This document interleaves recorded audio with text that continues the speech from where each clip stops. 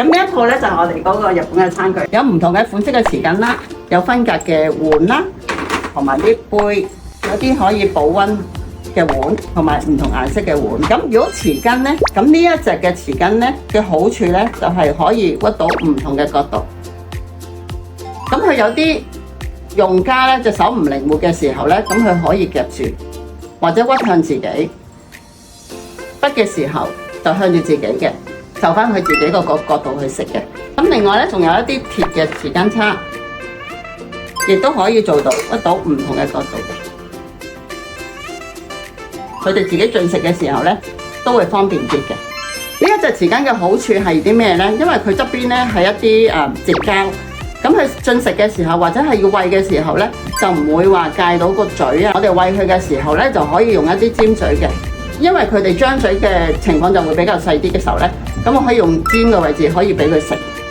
有啲唔同嘅大細嘅羹，如果佢係吞嚥有啲困難，或者進食嘅時候有啲困難嘅時候咧，咁我哋可以用一啲細嘅匙羹，就唔會話出現咗好大羹啊，令佢啃到啊，或者逐親嘅情況出現嘅。咁碗咧，點解佢會有深色啲，而唔係好似呢啲咁樣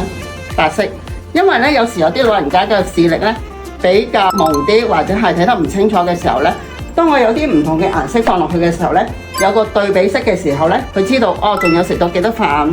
有冇飯食剩啊？食嘅時候都容易啲去睇得清楚啲。有唔同嘅